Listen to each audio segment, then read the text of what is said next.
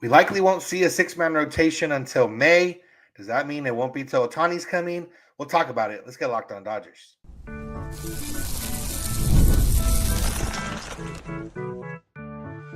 You are Locked On Dodgers, your daily Los Angeles Dodgers podcast. Part of the Locked On Podcast Network, your team every day.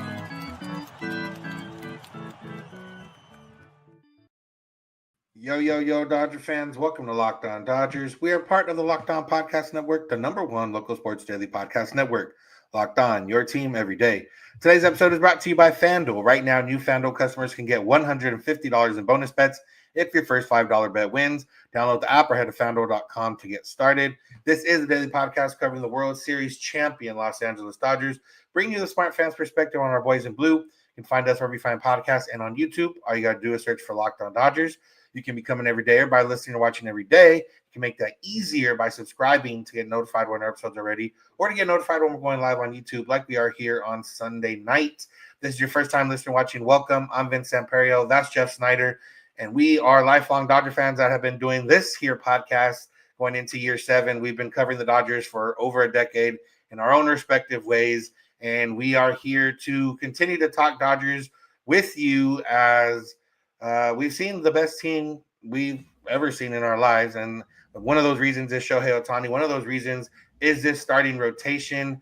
And we got word from Freddie Freeman over the weekend that we might not see that six-man rotation that the Dodgers are supposed to use until May.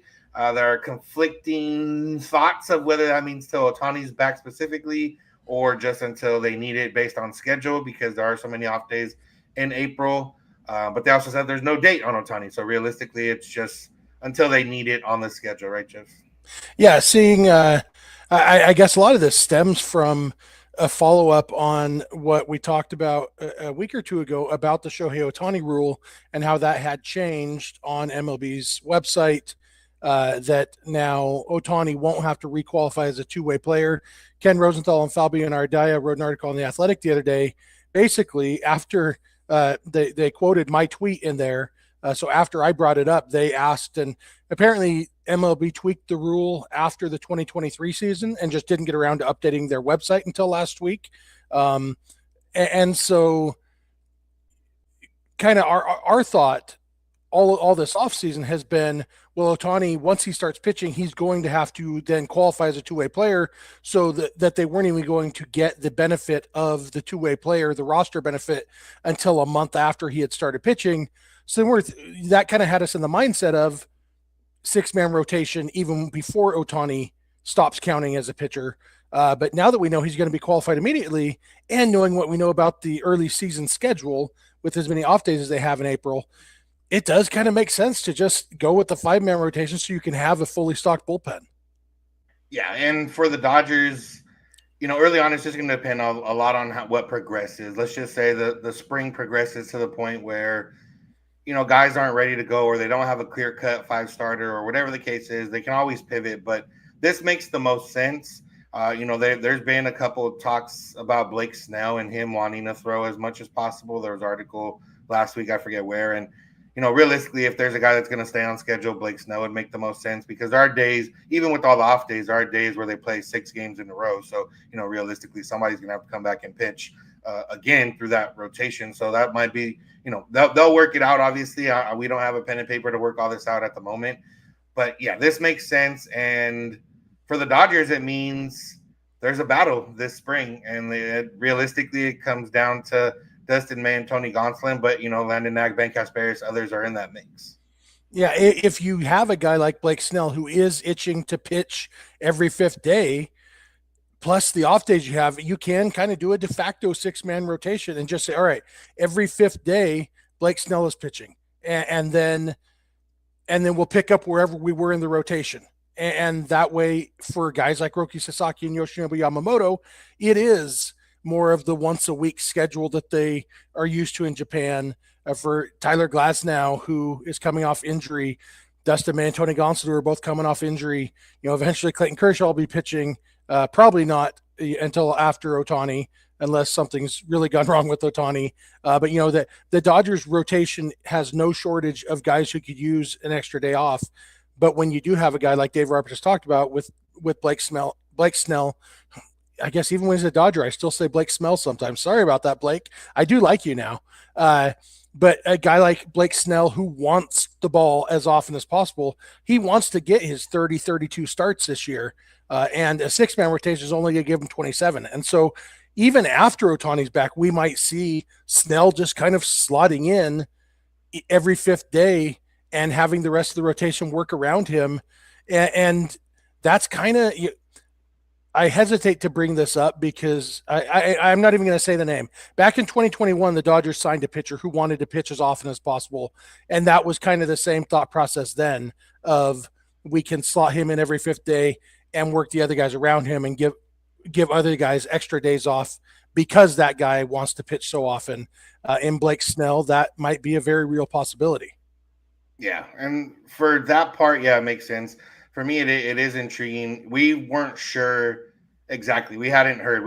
Just last week we said, I don't think I've heard anything about Destin May or Gonsolin or what the plan is or anything else. And we got a little bit of clarity there. Dave Roberts did say that they are being viewed as starters at the moment. That makes the most sense for them. They are starting pitchers by nature, and even though as much as I would want Destin May in the bullpen, until he's failed as a starter or doesn't make the team as a starter, he's still going to be a starter. And for me, it just gives you that little bit of intrigue. And realistically, getting into once you get into May, you're going to need.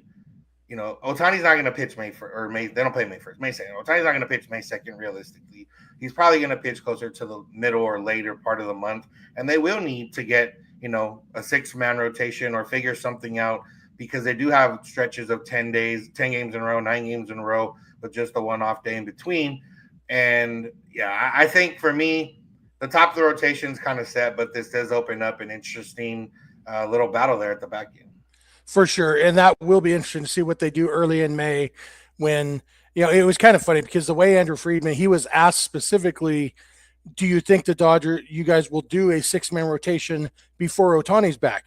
And he said, I don't think so. And he talked about the April schedule, but like you said earlier, we don't really know. And I don't know if the Dodgers know the date when they expect Ohtani back. And so if he comes back May 20th, there's a good 2.5, 3 weeks there that they don't currently have a plan, at least that they've said out loud to us. And obviously that's a very important caveat. They often have plans that they're not saying out loud to the media.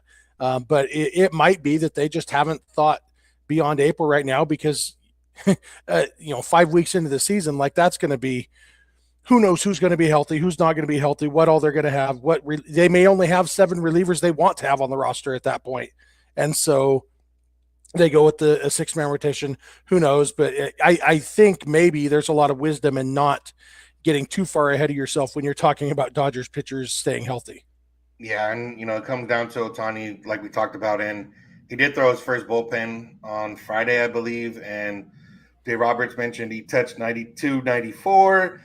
They didn't have I guess the Wi-Fi wasn't working at Camelback Ranch, so they didn't have access to all the other data that they usually have, or at least not in the moment. I don't know if they got those numbers after the fact, but I know there's always going to be maybe not collective freak out. It might be more of a vocal minority more than anything else, but guys don't come into spring throwing 100. So, and Ohtani was never a guy that he touched 100. He didn't throw 100, but if you have any worry about him throwing 92, 94 in his first bullpen, I wouldn't worry about it. If we're in a month from now and Ohtani hasn't gone above 94, 95, I still wouldn't be worried in the sense of he's not going to be a good pitcher, but he might not be the same pitcher. But again, we're not at that point yet. But, just in case you saw 94 and we're like, oh, that worries me, don't be worried yet. Especially first bullpen of spring coming off of Tommy John surgery or whatever the surgery is that he had. And even just watching the video, it's clear he's not going all out. This was very clearly a first bullpen of the spring. And those of us who, never came anywhere close to 92 or 94, to be able to give that much effort and pump 92 to 94. For me, I was just excited about that. That's sweet. If he's at 92 to 94 right now, we can probably expect 97, 98 when he's actually ready to pitch in the big leagues again. Yeah, I don't remember what Walker's first numbers were last year when he started throwing. Maybe people see that and be like, oh. But as much as I love Walker Buehler, he's maybe not in the same realm as Ohtani in that sense and Ohtani's done this. I mean, Buehler's done it before, but he was younger. Ohtani's done this before. He knows he doesn't have to rush, and he's not going to do anything to jeopardize him coming back right now. So. For sure. Hey, remind me when we come back from this break that I have a follow-up about Ohtani from last episode, okay? There we go. All right. We're going to talk about Dalton Rushing, who took reps at a new position. We're going to get into it. Make sure to keep it locked on Dodgers. Today's episode is brought to you by Select Quote. In sports, having a winning strategy is everything. It's how the best teams make it to the Super Bowl, the World Series, and the Olympics. The same goes for life. Having a strategy like life insurance from SelectQuote can protect your financial legacy and keep your family's future secure. SelectQuote makes it easy to find the perfect life insurance policy. As one of America's leading insurance brokers with nearly 40 years of experience, they've helped over 2 million customers find $700 billion in coverage since 1985. What sets SelectQuote apart is their personal touch. Unlike other brokers that offer one-size-fits-all policies, their licensed agents tailor coverage to fit your unique needs. If you're in good health, you might even qualify for same-day coverage up to $5 million with no medical exam required. And it's more affordable than you think. You can get up to $1 million in coverage for as little as $20 a month. So get the right life insurance for you for less at selectquote.com/lockedon. Go to selectquote.com/lockedon today to get started. That's selectquote.com/lockedon. SelectQuote. They shop, you save.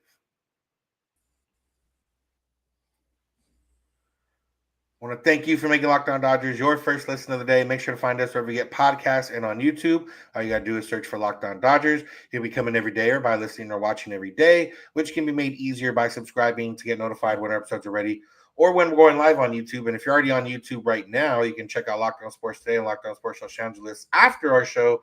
Those are two 24/7 streaming channels from the Locked On Podcast Network. All right, Jeff, let's talk Dalton Rushing. Let me do my follow-up real quick first. There we go. Follow up on Ohtani. See, I already forgot. The other day, I talked about MLB's top 100 list and the fact that the Dodgers have 9 players on it and 4 starting pitchers, and got several comments in the YouTube comment section that I forgot that Ohtani is also a starting pitcher. So they actually have 5 starting pitchers. And while that is true, I think the reason I forgot is because I don't think Ohtani would be on this list if he was just a starting pitcher. Since he is coming off of Tommy John surgery, I expect him that next year he would be, but Ohtani is not on the list because of his pitching. He's on the list because of his hitting and the fact that he can also pitch. And so that is why, but yeah, you can say the Dodgers have 5 starting pitchers in the top 100, and the Mariners have 3. Nobody else has more than 2. So that's even more impressive, but I'll stick with the more modest, but still ridiculously impressive 4 starting pitchers in the top 100 in Major League Baseball. Yeah. If Roki made it top 100, maybe a compromise of Ohtani, knowing what he's done, might have made it too. But either way, Dalton Rushing, we there's not really space for him on the roster. He played a little bit outfield last year, and that seems to be more of a contingency plan rather than the true plan for him moving forward, because they have mentioned that he's going to really continue to work at catcher coming into this year, and again reiterated that. But he also did take some reps at first base. They didn't really say he's going to take too many reps in the outfield anymore. Jeff, are they just preparing themselves? Do you think this is anything more than just being ready and having him try a new spot, or do you think maybe angling him and dangling him like maybe Michael Busch was dangled last year? It could be some of that. It could also be some unsureness on the Dodgers' part about whether Freddie Freeman is going to be a 162-game player in 2025. Obviously Freddie wants to play every game, every year, but we saw, it's not like last year it was that his body wore down from playing too much. It was literal injuries. The rolling the ankle could have happened in the first game of the season. The fact that it happened in the 159th game of the season doesn't have anything to do with how much Freddie was playing.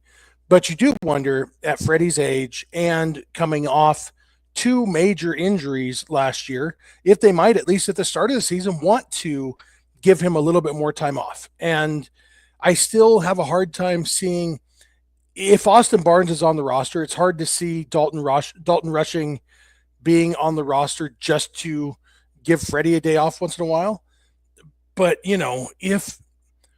if Rushing can play a passable first base, and we know he's a better hitter than Austin Barnes, and so they would maybe you and I probably assume Will Smith would benefit from maybe a few more days off than he got last year. He does seem to wear down sometimes because he doesn't have a good hitter who can play instead of him. So if you had Rushing who could play two or three times a week at catcher and one or two times a week at first base, I think at that point it's worth having Rushing on the roster because you're not damaging his development the way you would be if he was just on the roster to play once a week. Yeah, to me, it's just based on, okay, we need to be prepared for injury and him knowing, multiple slots is for that because he is, we'll talk about some of the guys they signed over the weekend to minor league deals, but like Rushing is really the only position player in their farm system that's like legitimately ready to go and probably would be in a major league roster on maybe half the teams in the big leagues at this point. Alex Freeland being that next guy, but realistically they have so many guys that can play shortstop that Rushing makes more sense. But for me, I think it's just a matter of, and also Freddie, like he hadn't even started as a fan fest, which was 2 weeks ago. He hadn't even ran yet. I don't know if you've got any updates on him running. I haven't seen it. We did this weekend. Yeah, he still hasn't been cleared to run. He's been hitting, but yeah, they still said he's still 10 days to 2 weeks away from being cleared to run. Of course, 2023 notwithstanding, running isn't a huge part of Freddie's game, and so if he can hit, that's the important part. But yeah, I think until he's running, there's got to be at least a little uncertainty about how ready he is for the season, Yeah, we found out that he got surgery. We found out, different things about Freddie throughout this whole process. And, realistically, like we've said with the pitchers, there's no reason for Freddie. As much as Freddie Freeman wants to play 162, as much as Freddie Freeman wants to be out there, whatever.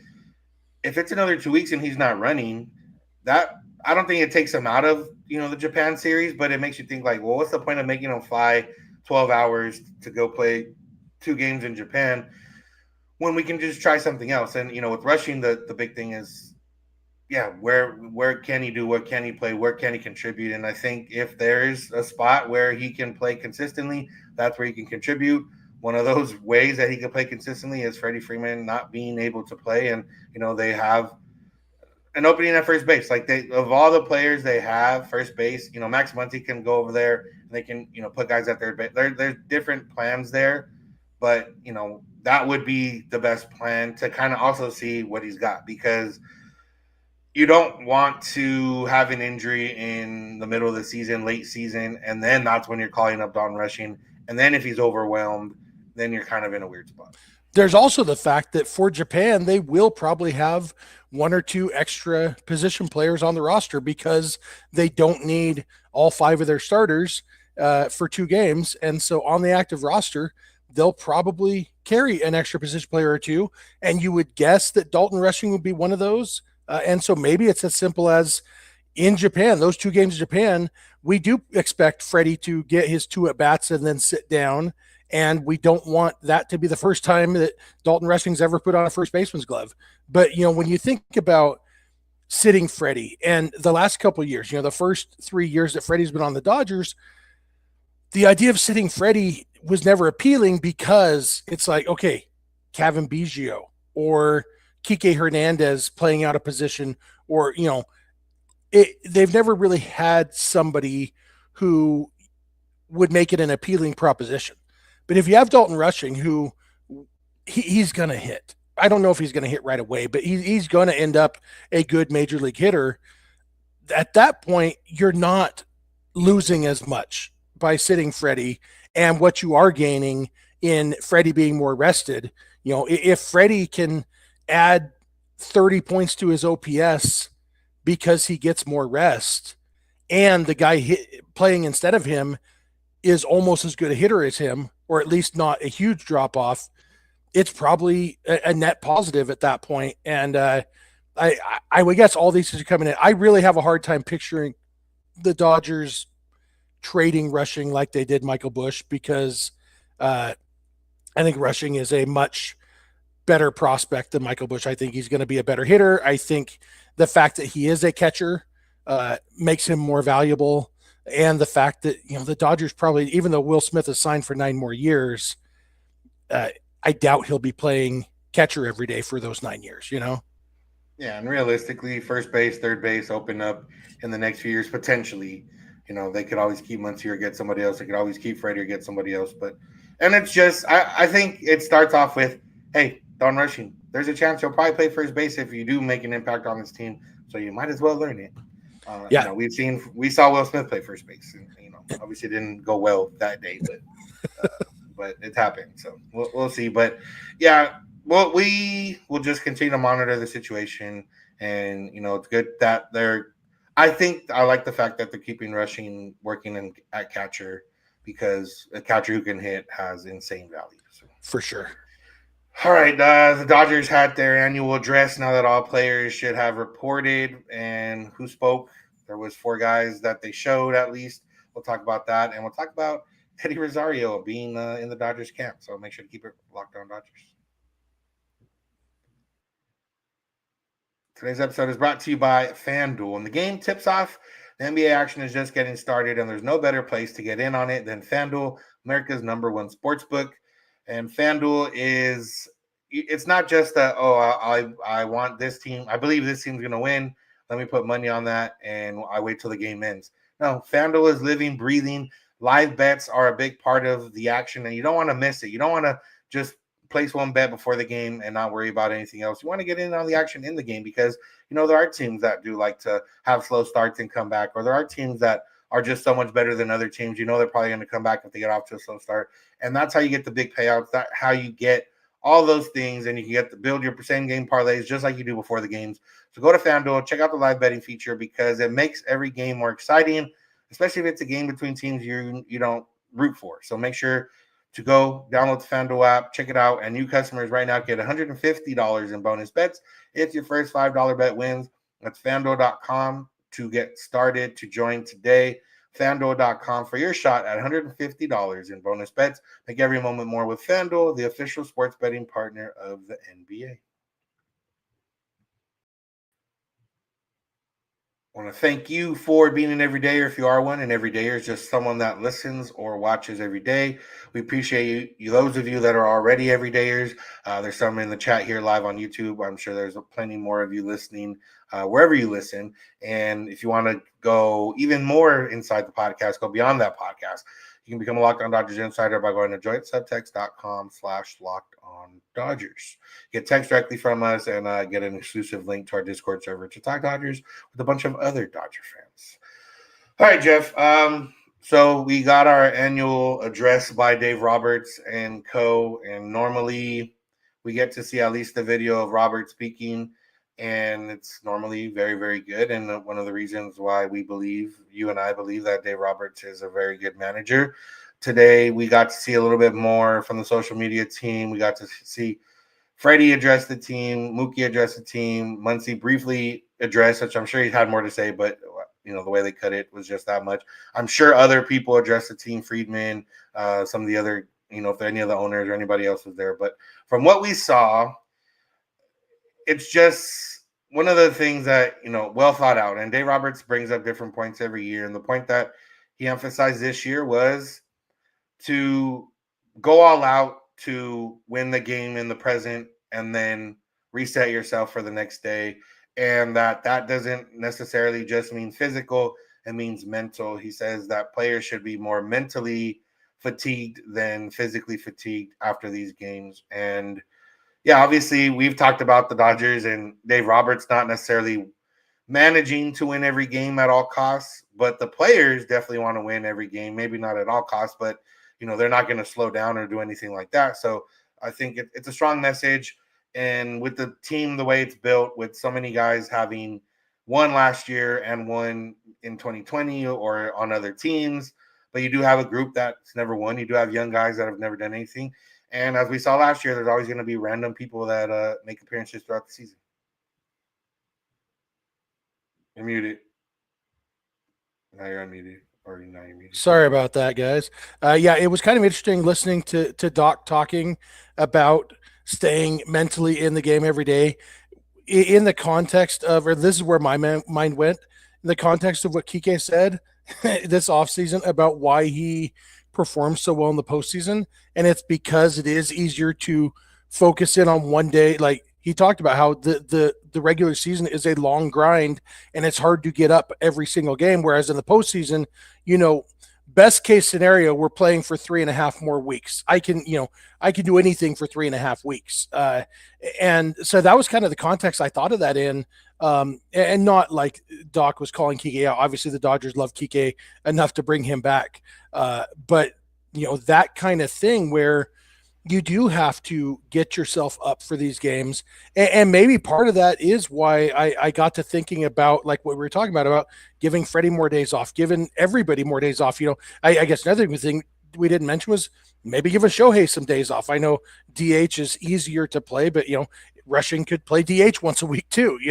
All these things where what Dave Roberts likes to call a spa day. When a guy has a game where, look, don't even put on your cleats. Like obviously show up to the field, but don't just keep your pullover on. Don't even have your jersey on if you don't want to. You are not playing in this game. I think there is some value in that, in letting you stay up knowing, okay, every 10 or 12 games, I am going to get a spa day, plus the off days we have. And so, like when you're out hiking and you're like, okay, it's just, I know here I am talking about hiking. I don't need fat jokes in the comments, people. You're like, oh, if I can just make it to that tree, you do checkpoint to checkpoint, and that's how you get through the hike. If you're the kind of person whose goal of a hike is to get through it and survive. I think the regular season can be that way, and maybe giving them some of these checkpoints of, okay, looking ahead, guess what? That Tuesday that we play the Marlins, Shohei, you are going to have a spa day that day. And so I want you to go all out until then, and Max Muncy, all these guys, everybody having that. I wonder if there is going to be some of that mindset to help these guys stay mentally focused the way that Dave Roberts is talking about. Yeah, I think the one thing that, and maybe I'm wrong, I watched it a couple of times, not 100 times, but there was no mention of repeating. There was no mention of like championship. There was no mention of any of that.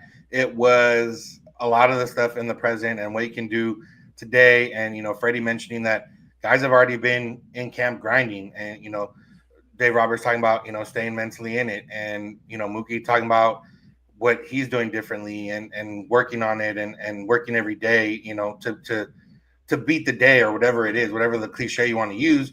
And yeah, that I think that's where it lasts. There was no, I'm sure in the whole context of the whole meeting, the word repeat or championships or blah, blah, blah, it's never been done.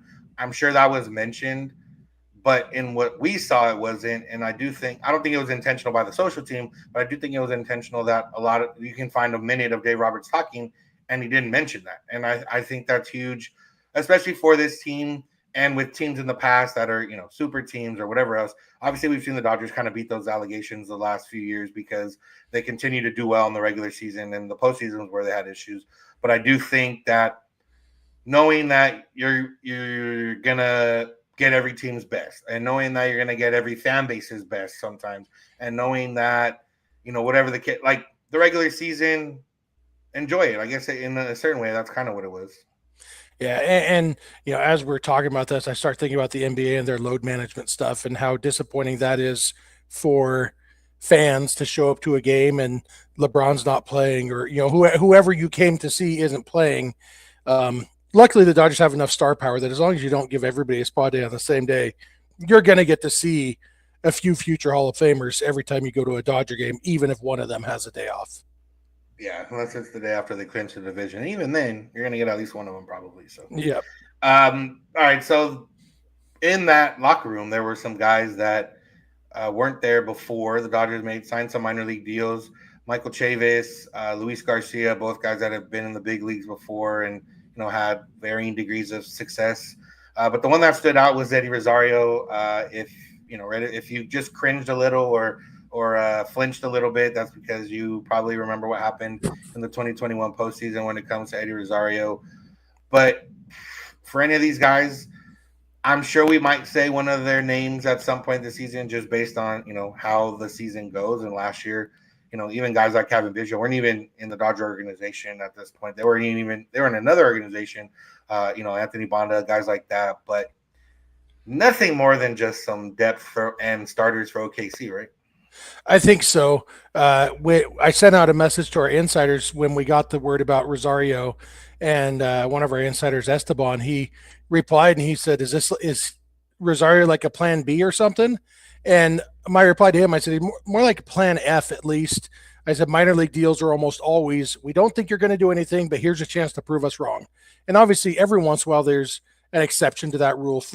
Jason Hayward, when they signed him to a minor league deal a couple of years ago, the plan all along was for him to be on the big league roster, but minor league deal meant he didn't take up a 40-man roster spot. Obviously, Roki Sasaki is a different kind of minor league deal, but most of the time, whether it's Michael Chavis or Eddie Rosario or David Bodie or Giovanni Gallegos, all these non-roster guys who are there on minor league deals, it's, hey, you used to be kind of good. You're probably not anymore, but come to spring training and prove us wrong and force us to make room for you.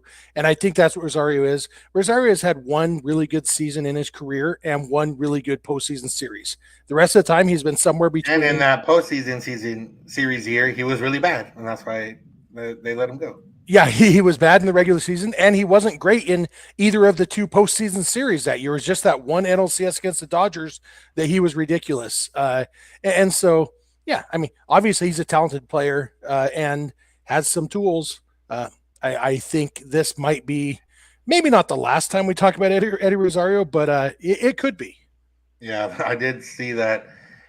There was some jokes or whatever made about Rosario when he was in the clubhouse with some of the players. And yeah, it's one of those where, OKC needs players. The Dodgers, we talked about this. The Dodgers don't have a lot of players that are in AAA, that are in their farm system, that are, knocking on the door. It's Dalton Rushing, it's Alex Freeland, and then there's a couple others here and there. Diego Cartaya is not here anymore. Like, there's different guys that aren't here anymore. So they're going to need these types of guys to fill it out. And again, if, Michael Conforto gets hurt, and for like, let's say Conforto gets hurt, but it's only going to be, the duration of the IL stint. Are they going to bring up Dalton Rushing for that? Maybe more so because he's on the 40-man roster, but there's different ways to get these guys that are more expendable. Eddie Rosario, get called up, add it to the 40-man, get called up, play 2 games, and then get DFA'd and maybe stick around if he lasts. That's what some of these guys are, and some of these guys are going to spend either the season or most of the season in OKC. Dodgers, Rushing's not on the 40-man roster currently, is he? No, he's not. Oh, no, he's not. So, yeah, see, yeah. In that situation, that's where it kind of makes. Yeah, but he will be. I mean, he'll have to be added after this season for Rule 5 reasons. And the fact is, he's going to be added at some point. He's going to make his debut sometime this year. So they're going to be using an option year on him probably this year. That's really the only consideration. If they think if we wait till July to call him up and then he's going to be on the big league team, then he's not using an option year. But also, if you're thinking of him as being a permanent member of the team at that point, you don't really care about the option years as much either. So I don't think they'll worry too much about 40-man roster stuff with how many 60-day IL candidates they have. They'll call up Rushing when there's room to let him play 3 or 4 times a week, at least. Yeah. So there was a lot from camp. There's games that start this week. There's some stuff about Hyson Kim. There's some other stuff we'll get from Robert's pressers and things this week. So there's going to be a lot to talk about this week, especially once we get into the game. So we're going to be here, and we're going to be here 5 days a week like we are every week. So, Jeff, with that being said, you got anything else you want to add? Just one thing. Richie in the chat and a lot of people on Twitter give me a hard time that I've never eaten at Philippe. Have you eaten at Philippe? I have before Dodger games, mostly because it's out of the way for me. But yeah, I've never eaten there, and I didn't even know what it was until today, honestly. But I love French dip sandwiches, and I looked at Google Maps, and it turns out my route to the stadium, I drive within like a block or two of that place every time I drive to Dodger Stadium. So my vow is that I will eat at Philippe next time I go to a Dodger game. So Jeff's an IE boy. He's an IE boy. He doesn't know. Yeah, I told Richie literally the only place I've ever eaten in Los Angeles is Dodger Stadium. Like I don't eat, I eat, but not when I'm in LA. Yeah. All right. That's the end of it for today's episode. Thank you all for listening. Thanks for making Locked On Dodgers your first listen of the day. Make sure to find us wherever you get podcasts and on YouTube. All you got to do is search for Locked On Dodgers. You can become an everydayer by listening or watching every day. You can make that easier by subscribing. You can check out Locked On Sports Today and Locked On Sports Los Angeles on YouTube 24/7. They're running, talking about biggest news in sports world and the LA sports world.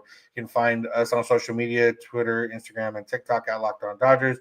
Jeff's on Twitter at SnyDog. I'm at Vincent91.